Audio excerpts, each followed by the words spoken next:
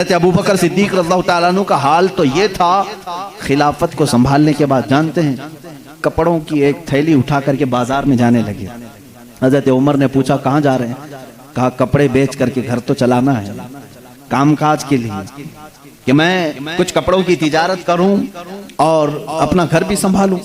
خلافت پر قائم ہونے کے بعد میرے عزیزوں اس وقت تک اسلام کافی دور تک پھیل چکا تھا۔ حضرت ابو بکر صدیق رضی اللہ تعالیٰ عنہ خلیفۃ المسلمین منتخب ہو گئے، گلی کے نکڑ کے کارپوریٹر نہیں، وہ خلیفۃ المسلمین ہیں۔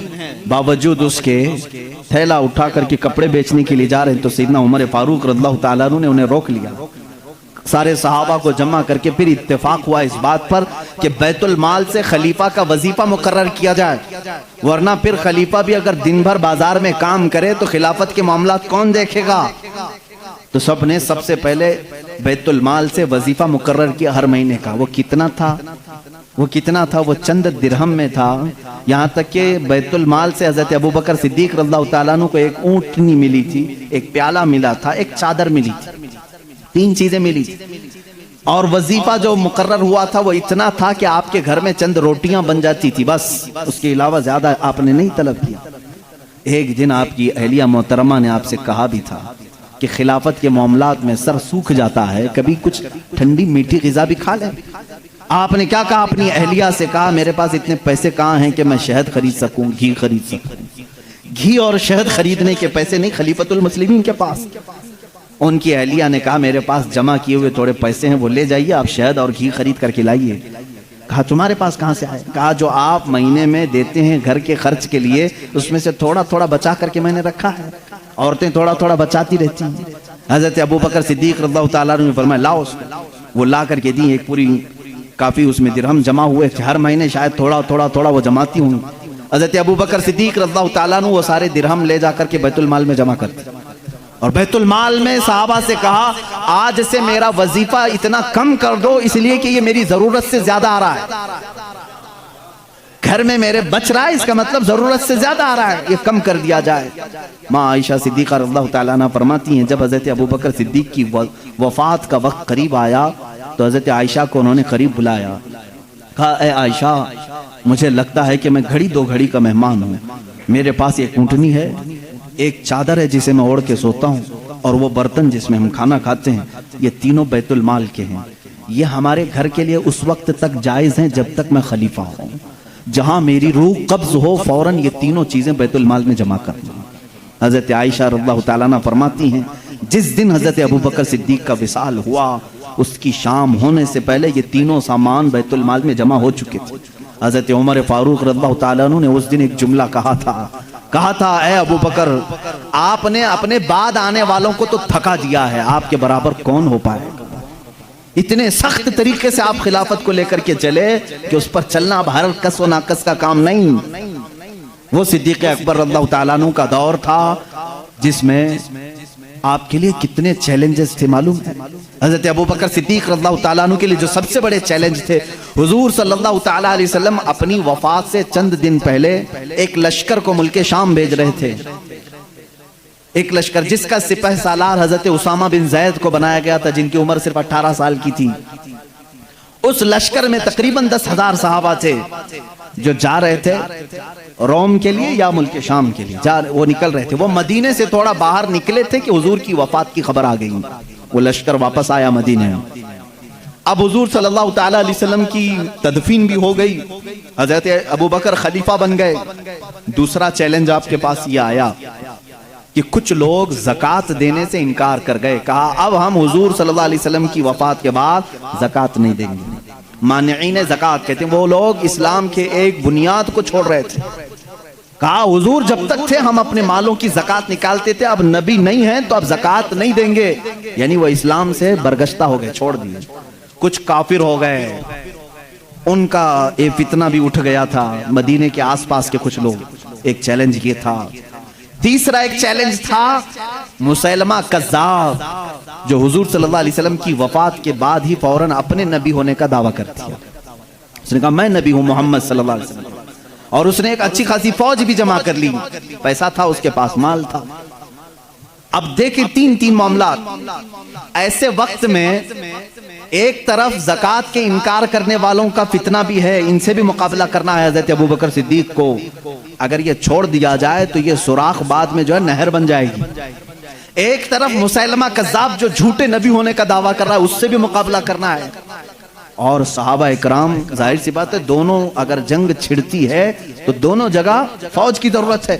اس اسنا میں حضرت ابوبکر صدیق رضی اللہ تعالیٰ عنہ اسامہ بن زید کو کہتے ہیں جس لشکر میں حضور صلی اللہ علیہ وسلم نے تمہیں روم یا شام بھیجا تھا اس لشکر کو لے کر جاؤ، اس لشکر کو لے کر جاؤ، اس میں 10,000 صحابہ جا رہے ہیں۔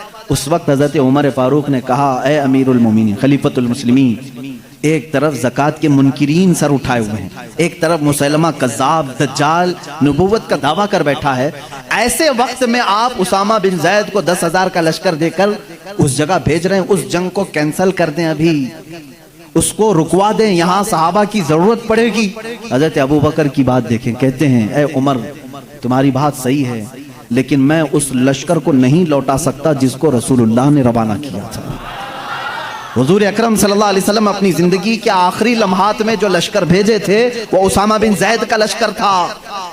یہ اور بات ہے کہ حضور کی وفات کی خبر سن کر کے وہ مدینے آئے ہیں، لیکن اس لشکر کو روکا نہیں جائے گا، اگرچہ زکات کے منکرین اور مسیلمہ کذاب سے لڑنے میں ہمارے جسموں کے چتڑے بھی اڑ جائیں، میں اس لشکر کو نہیں روکوں گا۔ اسامہ بن زید رضی اللہ تعالیٰ عنہ کو بٹھایا اور بھیج دیا۔ وہ صحابہ جو اس لشکر میں تھے سب کو بھیجا کہ یہ میرے نبی کی آخری خواہش تھی، آخری زمانے میں میرے آقا نے روانہ کیا تھا۔ حضرت اسامہ بن زید کو جانتے ہیں کس طرح روانہ کر رہے ہیں؟ جس عمر میں صدیق اکبر تھے وہ 60 سال کی تھی، 18 سال کے جوان اسامہ بن زید سپہ سالار مقرر ہوئے، ان کو گھوڑے پر بٹھایا اور ان کے گھوڑے کی ناتی رسی پکڑ کر چلنے لگے۔ خلیفۃ المسلمین ہے، سپہ سالار کو گھوڑے پر بٹھا کر رسی پکڑ کر چلنے لگے، وہ اتر کر کے آگے نیچے اچھل کر کے نیچے آئے، کہا غضب ہو گیا، آپ نیچے چل رہے ہیں اور میں گھوڑے کی پیٹھ پر بیٹھوں۔ صدیق اکبر رضی اللہ تعالیٰ عنہ نے فرمایا اسامہ جلدی سے بیٹھ جاؤ، یہ نہ دیکھو کہ میں نیچے چل رہا ہوں، بس یہ دیکھو کہ اس پیٹھ پر تمہیں بٹھایا رسول اللہ نے، اس گھوڑے کی پشت پر تمہیں اللہ کے نبی نے بٹھایا ہے، اس کے بعد کوئی اور ہو ہی نہیں سکتا تمہیں اس پشت سے نیچے اتار سکے۔ یہ صدیق اکبر کا جذبہ تھا۔ کہا اے امیر المومنین آپ چھوڑ دیں، آپ رخصت کر دیں، مدینے سے باہر تک آنے کی آپ کو ضرورت نہیں، یہ لشکر روانہ ہو جائے گا، آپ یہاں سے خدا حافظ کہہ دیں۔ لیکن حضرت ابوبکر صدیق رضی اللہ تعالیٰ عنہ رسی پکڑ کر چلنے لگے۔ کہا اسامہ بن زید خلافت کی ذمہ داری میرے اوپر آ گئی، میں معاملات سنبھالنے میں لگ گیا، خواہش تو میری بھی تھی کہ میں تمہارے ساتھ لشکر میں جاتا، حضور اکرم صلی اللہ علیہ وسلم نے جس لشکر کو روانہ کیا اس میں بھی شامل ہوتا، لیکن میں جا نہیں سکتا خلافت کے معاملات کو لے کر، صرف رسی پکڑ کر کے اس لیے چل رہا ہوں کہ کل بروز قیامت جب اس لشکر کے نام پکارے جائیں تو سپہ سالار کے گھوڑے کی رسی پکڑنے والے میں میرا بھی نام آ جائے گا۔ اتنی نسبت کے لیے وہ گھوڑے کی رسی پکڑ کر کے جا رہے تھے۔ اے میرے عزیزو، رسول کریم صلی اللہ تعالیٰ علیہ وسلم، اللہ کے حبیب صلی اللہ تعالیٰ علیہ وسلم سے جانثاری کا جو جذبہ تھا وہ صدیق اکبر رضی اللہ تعالیٰ عنہ کے جسم اقدس میں بدر آتم موجود تھا۔ آپ کی خلافت کے پورے معاملات میں بیان نہیں کر سکوں گا، اس لیے کہ آج میں نے چاروں خلفاء کو ذکر کیا ہے، ظاہر سی بات ہے آپ جانتے ہیں وقت بہت تیزی سے گزرتا ہے، اور ہم اس سے پہلے ایک ایک خلیفہ کی زندگی پر ایک ایک دن پورا بیان کرتے تھے۔ حضرت ابوبکر صدیق رضی اللہ تعالیٰ عنہ کے روشن فتوحات میں سے یہ ہے، اسامہ بن زید کو بھیجا، یہ بھی فتح پا کر کے واپس لوٹے اور بہت سارا مال غنیمت لے کر کے آئے، اور ایک فوج مسیلمہ کذاب سے لڑنے کے لیے بھیجی، مسیلمہ کذاب کو بھی قتل کر کے وہ صحابہ آئے جھوٹے نبی کو، ایک فوج مانعین زکات کے پیچھے بھیجی، ان کا بھی خاتمہ کر کے وہ مدینے آئے۔ صرف ایک سال کے اندر صدیق اکبر رضی اللہ تعالیٰ عنہ نے ساری شورشوں کو، سارے فتنوں کو سب ختم کر دیا تھا۔ اس وقت صدیق اکبر کے جذبے کو دیکھنے کا مقام تھا، اس لیے کہ ایمان اتنا مضبوط تھا حضرت ابوبکر کا، وہ اللہ کی ذات پر ایسا توکل کرتے تھے، خود بیان کرتے ہیں میں پہلے کبھی کبھار ڈرتا تھا۔ ایک مرتبہ کی بات ہے جب غار ثور میں میرے آقا صلی اللہ تعالیٰ علیہ وسلم آرام فرمانے کے لیے اندر آئے، حضور سیدنا صدیق اکبر نے اپنے کپڑے پھاڑ پھاڑ کر کے اس غار کو اندر سے بند کر دیا تھا کہ کوئی کیڑا مکوڑا اندر آ کر کے میرے آقا کو گزن نہ پہنچا سکے، لیکن ایک سانپ آپ کو ڈس کر کے اندر آ گیا، آپ کی ایڑی جہاں لگی تھی ایک سوراخ پر اس کو ڈس کر کے اندر آیا۔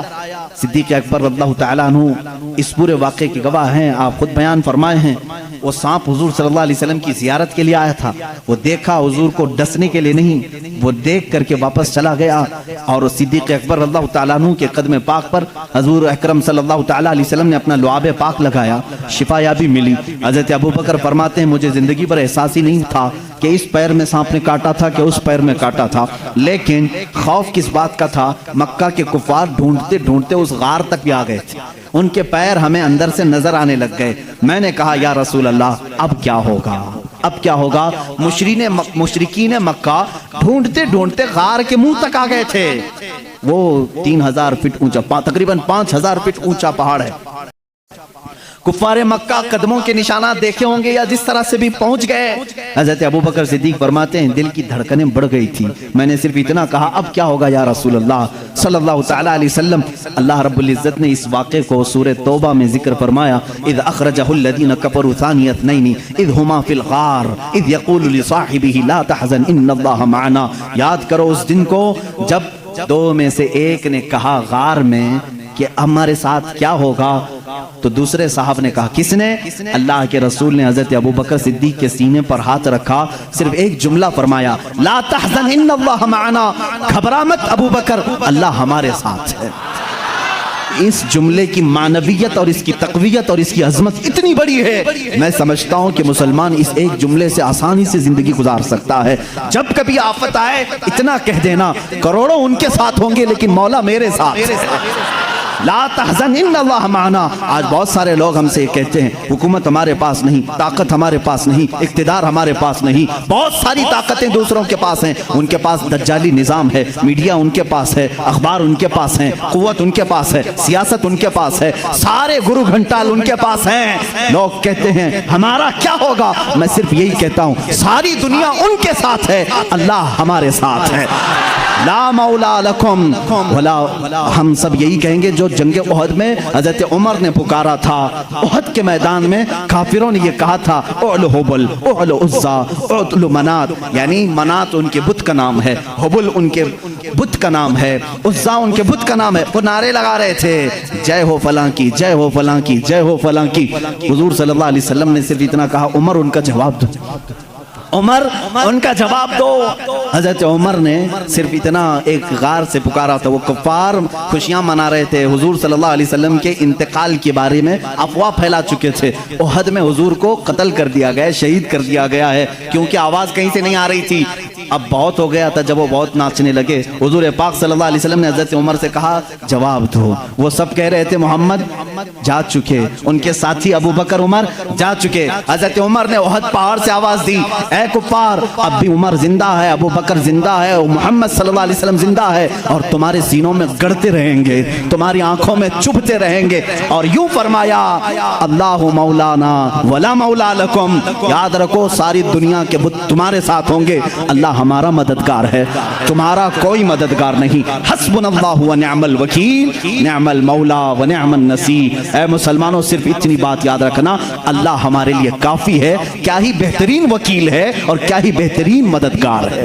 حضرت ابوبکر صدیق فرماتے ہیں جب یہ جملہ میرے آقا صلی اللہ علیہ وسلم نے فرمایا اے ابوبکر نہ گھبرا، اللہ ہمارے ساتھ ہے، صدیق اکبر فرماتے ہیں پھر اس کے بعد زندگی میں میں نے کبھی کسی بڑی طاقت سے خوف نہیں کھایا۔ حضرت ابوبکر کا ہی وہ معاملہ ہے، یہودیوں کے ایک 50,000 کے مجمع میں 50,000 کا مجمع ہے، سٹیج پر کھڑے ہو کر کے ایک یہودی عالم کہہ رہا تھا مسلمانوں کا خدا غریب ہے اور مسلمانوں سے وہ قرضہ مانگتا ہے۔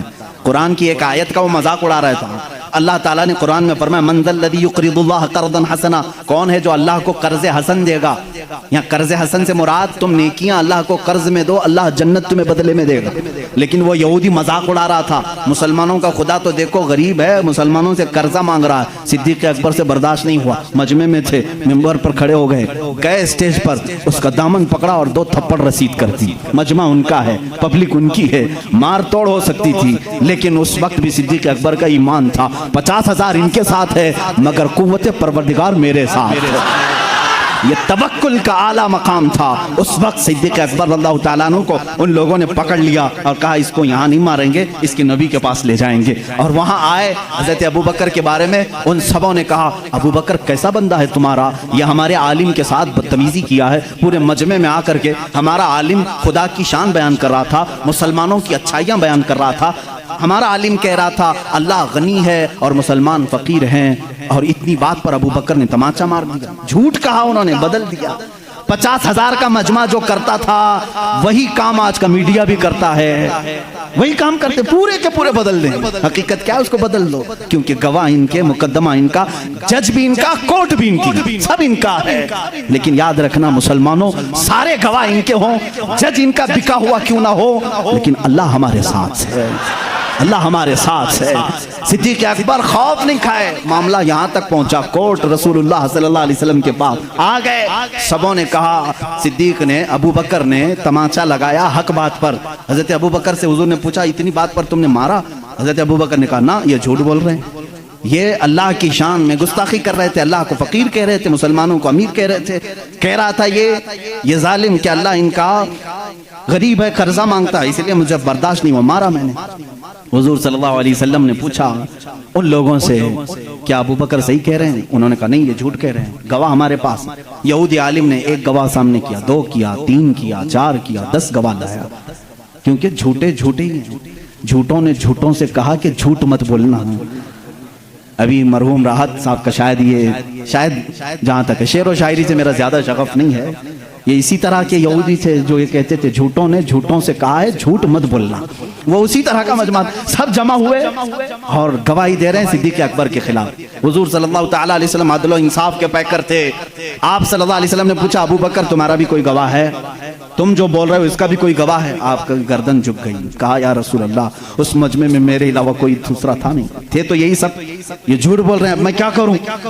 عدالت ایویڈنس پر چلتی ہے نا، ثبوت پر چلتی ہے۔ حضور اکرم صلی اللہ علیہ وسلم نے فرمایا ابوبکر تیرا کوئی گواہ نہیں، ان کے پاس اتنے گواہ ہیں۔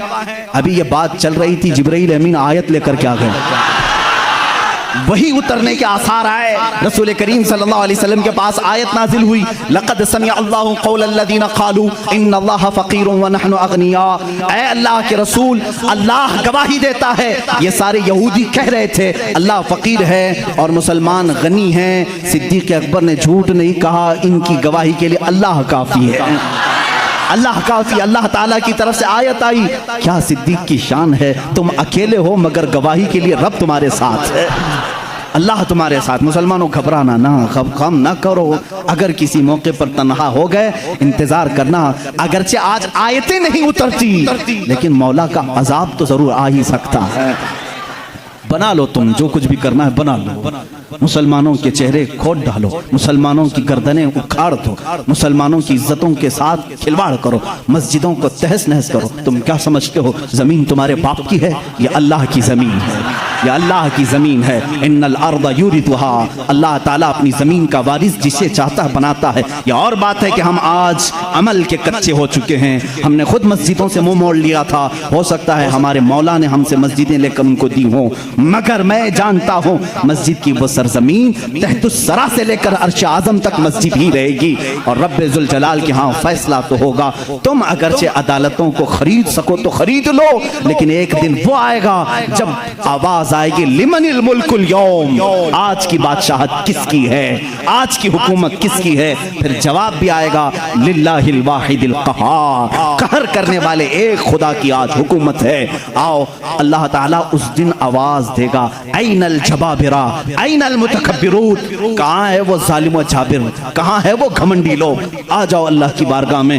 ان کو کہا جائے گا ان کی حیثیت چونٹی کی بناؤ اور ان کو پورے اہل محشر اپنے پیروں سے رون کر کے بتائیں، تاکہ تمہارے تخت کی کوئی حیثیت نہیں۔ حقیقت میں اللہ رب العزت کی شریعت قیامت کے دن نافذ ہوگی، ہم تو اس انتظار میں کٹ جائے گی زندگی۔ اب بات مجھے صدیق اکبر کی ذات سے یہ کہنی ہے، میں مسلمانوں کو توکل دینا چاہتا ہوں، یقین دینا چاہتا ہوں۔ ہوں، گھبراؤ نہیں، ساری چیزیں بھی چھن جائیں تو تمہارے ایمان کو کوئی چھین نہیں سکتا جب تک تم اپنے ہاتھوں سے اسے بیچ نہیں دیتے۔ اللہ رب العزت تمہارا حامی ناصر مددگار ہے۔ اس نے قرآن میں کئی جگہوں پر وعدہ فرمایا، کان حقا علینا نصر المؤمنین، اللہ فرماتا میں نے اپنے اوپر لازم کر لیا ہے، مدد کروں گا تو مومنین کی مدد کروں گا، مدد کروں گا تو مومنین کی مدد کروں گا۔ میرے عزیزو آج بھی مدد ہی تو ہے، مدد ہی تو ہے۔ الحمدللہ ہم تعداد میں اب اگرچہ تھوڑے ہیں لیکن ہماری حیثیت ایسی ہے، 32 دانتوں کے بیچ میں ایک زبان کبھی کسی دانت سے دبتی بھی نہیں ہے، کٹتی بھی نہیں ہے۔ اللہ بس ایسے ہی اس زبان کی حفاظت فرمائے۔ صدیق اکبر رضی اللہ تعالیٰ عنہ کے ایمان کا معاملہ تو یہ تھا، حضور صلی اللہ علیہ وسلم کے بعد وہ کسی کو بھی عزیز نہیں رکھتے، حضور سب سے اول درجے پر، حتیٰ کہ اپنی بیٹی سیدہ عائشہ صدیقہ رضی اللہ تعالیٰ عنہ، ایک بار حضور صلی اللہ تعالیٰ علیہ وسلم ان کے ساتھ بیٹھے حجرے میں، بات تیزی سے ہو رہی تھی، صدیق اکبر داخل ہو گئے اور ہاتھ تک اٹھا دیا، حضرت عائشہ صدیقہ سے کہا خبردار، تجھے معلوم ہے تم کس سے بات کر رہی ہو؟ شوہر ہیں لیکن اللہ کے رسول ہیں۔ حضور صلی اللہ علیہ وسلم نے حضرت ابوبکر کو روک لیا، یہ ہمارا معاملہ ہے، یہ ہمارا معاملہ ہے۔ حضرت ابوبکر صدیق چلے آئے۔ حضرت عائشہ فرماتی ہیں کہ صدیق اکبر رضی اللہ تعالیٰ عنہ کبھی کسی چیز کو پسند نہیں کرتے جو حضور کی رضا کے خلاف۔ جب سیدہ عائشہ صدیقہ پر الزام لگایا تھا کچھ منافقین نے، تہمت لگائی تھی، حضور اکرم صلی اللہ علیہ وسلم نے حضرت عائشہ سے کہا تم اپنے ماں باپ کے گھر میں رہو جب تک یہ معاملہ کلیئر نہ ہو جائے۔ 1 مہینے تک حضرت عائشہ حضرت ابوبکر کے گھر میں تھی۔ وہ کہتی ہیں حضور صلی اللہ علیہ وسلم میرے پاس نہیں آتے، اتنے دنوں تک حضرت ابوبکر نے بھی میرے سے بات نہیں کی۔ یہ نہیں کہ بیٹی ہے بلکہ رسول اللہ کا جو نظام ہے وہ میرے گھر میں بھی چلے۔ ایک بار صلح حدیبیہ کے موقع پر حضور صلی اللہ علیہ وسلم نے صرف اتنا فرما دیا تھا، 1400 صحابہ مکہ کے لیے نکلے حضور کے ساتھ عمرہ کرنے کے لیے، سنو عمرہ کرنے کے لیے نکلے، احرام پہن کر کے نکلے، لیکن مکہ کے کافروں نے بیچ راستے میں روک لیا، کہا تم عمرہ نہیں جا سکتے، نہیں جاؤ گے۔ حضور صلی اللہ علیہ وسلم کو ان لوگوں نے بیچ راستے میں روک لیا۔ 35 کلومیٹر مکہ باقی ہے، سوچو 450 کلومیٹر کا فاصلہ ہے مکہ مدینہ۔ مدینے سے جو چل کر کے صحابہ آئے ہوں تقریباً 400 کلومیٹر چلے ہوں، اور ان کو قریب مکہ کے آ کر کے کہہ دیا جائے اب تم نہیں جا سکتے، عمرہ نہیں کر سکتے، ان کی حالت کیا ہونی چاہیے؟ صحابہ جوش میں تھے، کہا یا رسول اللہ صلی اللہ علیہ وسلم اجازت دیں ہم ان کے پرخچے اڑا دیں۔ بدر بھی ہو چکی تھی، احد بھی ہو چکی تھی، خندق بھی ہو چکی تھی، ساری جنگوں میں صحابہ نے اپنے جوہر دکھا بھی چکے تھے۔ یہ 6 ہجری کا معاملہ ہے، سن 6 ہجری میں حدیبیہ کا معاملہ آیا۔ حضور صلی اللہ علیہ وسلم اپنی نگاہ نبوت سے دیکھ رہے تھے، آپ نے فرمایا نہیں جنگ نہیں چاہتا میں، اس لیے کہ ہم حالت احرام میں ہیں، حالت احرام میں ہم جنگ نہیں چاہتے۔ حضور نے صلح کی بات کر لی مکہ والوں سے، وہ بظاہر دب کر کے صلح لگ رہی تھی، تو اس میں حضرت عمر سب سے زیادہ بے قرار تھے، سب سے زیادہ بے قرار۔ صحابہ سے وہ بار بار پوچھتے تھے کیا ہم حق پر نہیں ہیں، ہم کو جنگ کی اجازت کیوں نہیں مل رہی ہے؟ یہ مکہ والوں کو ہم برابر بتا دیں گے، آج تو ہم 1400 کی تعداد میں ہیں، بدر میں تو صرف 313 تھے، حضور کیوں نہیں اجازت دے رہے ہیں؟ حضور صلی اللہ تعالیٰ علیہ وسلم نے منع کر دیا، نہیں میں صلح نامہ لکھ رہا ہوں۔ حضور صلی اللہ تعالیٰ علیہ وسلم کے پاس حضرت عمر آئے، حضور کے بازو پکڑ کر کے جوش میں پوچھنے لگے آقا کیا ہم حق پر نہیں ہیں، کیوں آپ اجازت نہیں دے رہے ہیں؟ حضور نے فرمایا عمر جو میں دیکھ رہا ہوں وہ تم نہیں دیکھ رہے ہو۔ حضرت عمر بے قرار تھے، یہ نافرمانی نہیں، بے قراری آپ کی جو تھی وہ فرد جہاد میں تھی۔ حضور صلی اللہ علیہ وسلم کو کیسے کوئی عمرہ سے روک سکتا ہے، اس بات کی بے قراری تھی۔ حضرت عمر نے یہ سوچا کہ ابوبکر کو منا لوں، ابوبکر مان گئے تو رسول اللہ کو بھی یہ منا لیں گے۔ حضرت ابوبکر کے پاس آئے، صدیق اکبر رضی اللہ تعالیٰ عنہ کو انہوں نے زور سے کہا اے ابوبکر آپ نہیں دیکھ رہے ہم 1400 کی تعداد میں اور رسول اللہ صلی اللہ علیہ وسلم صلح لکھ رہے ہیں مکہ والوں کے ساتھ، صلح وہ بھی ایسی صلح کہ ہماری اس میں عزت نہیں ہے۔ مکہ والے ایسی صلح لکھا رہے تھے کہ جس میں ان کے ہی فائدے تھے، مدینے والوں کے فائدے نہیں تھے۔ حضرت عمر بار بار کہہ رہے تھے، حضرت ابوبکر صدیق کو چلا لایا، ان کے ہاتھ جھٹک دیے۔ حضرت ابوبکر صدیق نے کہا الزم غرضک یا عمر، اے عمر اپنا ہوش سنبھال، تو کس کے فیصلے پر بات کر رہا ہے؟ وہ محمد الرسول اللہ صلی اللہ تعالیٰ علیہ وسلم، اللہ کے رسول صلی اللہ علیہ وسلم، جنگ کہیں تو جنگ ہے، صلح کہیں تو صلح ہے۔ میرا ایمان ہے کہ رسول جو کرتے ہیں وہ اپنی طبیعت سے نہیں، وہ وحی الہی سے کرتے ہیں۔ حضرت عمر نے کہا اس دن مجھے احساس ہوا کہ ایمان کیا ہے، رسول اللہ کی ہر بات کو من عن تسلیم کرنا، یہ صدیق اکبر سے سیکھو۔ اس صلح کو حضرت عمر نے تسلیم کیا. یہ صدیق اکبر رضی اللہ تعالیٰ عنہ کی ذات طیبہ تھی. میرے عزیزو اگر انہی پر پوری بات ختم ہو جائے گی, میرا وقت نکل جائے گا.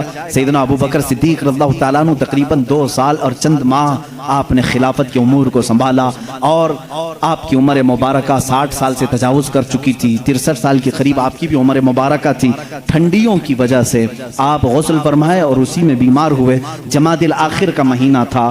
جمادی الاخر کی 18 تاریخ تھی جب سیدنا ابو بکر صدیق رضی اللہ تعالیٰ عنہ اپنے چند صحابہ کو جمع کیا اور کیا وصیت کی جانتے ہیں کہ یہ میرا آخری وقت ہے. میں خلافت کو 6 صحابہ کے حوالے کر کے جا رہا ہوں جو عشرہ مبشرہ میں سے تھے. حضرت عثمان تھے, حضرت علی تھے, حضرت عمر تھے, حضرت طلحہ تھے, حضرت عبد الرحمن بن عوف تھے. یہ صحابہ سعد رضی اللہ تعالیٰ عنہ تھے.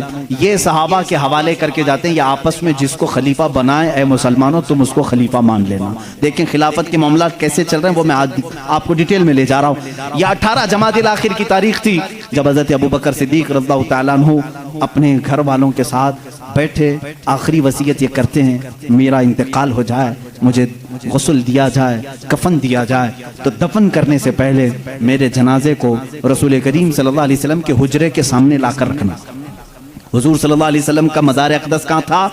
عائشہ صدیقہ کا حجرہ تھا اور دروازہ لگتا تھا, وہ ایک کمرہ تھا, دروازہ تھا. حضرت ابو بکر کہتے ہیں اس دروازے کے پاس جنازے کو لا کر رکھ دینا, اور خبردار کہیں لے جا کر کے اٹھا کر دفن نہ کرنا بلکہ باہر کھڑے ہو کر کے اجازت مانگنا.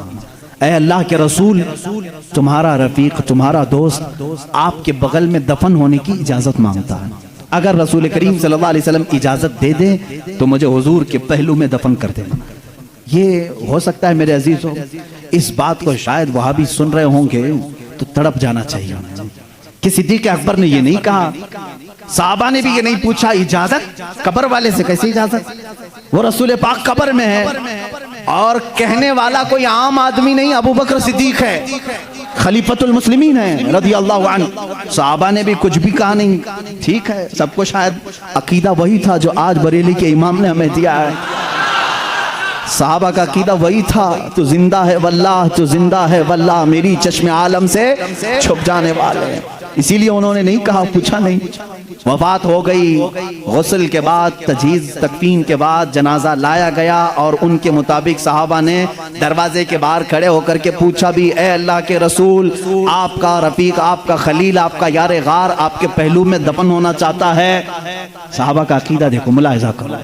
اس وقت فرماتے ہیں صحابہ باہر تھے, اچانک دروازے کی چٹکنی کھلی, دروازہ کھل گیا, قبر اطہر سے آواز آئی ادخل الحبیب الی الحبیب, حبیب کو حبیب کے ساتھ داخل کرو. عزیزان گرامی, رسول کریم صلی اللہ تعالیٰ علیہ وسلم کی اس آواز کو کون نہیں پہچانتا تھا؟ صدیق اکبر اللہ تعالیٰ عنہ کو اجازت کے بعد دفن کیا گیا ہے. حضور اکرم صلی اللہ تعالیٰ علیہ وسلم کے پہلو میں وہ آرام فرمائے ہیں. صدیق اکبر کی کیا ذات ہے میرے عزیزو, دنیا میں تھے تو رسول کے ساتھ رہے, قبر میں ہیں تو رسول کے ساتھ ہیں. میرے آقا نے فرمایا قیامت کی سور پھونکنے کے بعد دنیا کی سرزمین سے سب سے پہلے اٹھنے والا میں ہوں گا, دوسرے نمبر پر ابو بکر صدیق ہوں گے, تیسرے حضرت عمر ہوں گے. حضور خود فرماتے ہیں اے لوگوں تمہیں معلوم ہے محشر کے میدان میں کس طرح سے آؤں گا؟ میرے آقا فرماتے ہیں میں اپنی قبر سے اٹھوں گا, ابو بکر و عمر اٹھیں گے, میں دونوں کے ہاتھوں پر دونوں کے کندھوں پر اپنا ہاتھ رکھ کر کے میدان محشر میں آؤں گا. اللہ اللہ, وہ جلوہ کیسے ہوگا جب ایک وزیر اس طرف ہو, دوسرا وزیر اس طرف ہو, بادشاہ حکمت بیچ میں ہو. وہ قیامت کے دن ہے. اسی لیے میرے عزیزو رسول کریم صلی اللہ تعالیٰ علیہ وسلم کی بادشاہت آج بھی ہے یا نہیں؟ بادشاہ کس کو تسلیم کرتے ہو؟ بادشاہ کس کو مانتے ہو؟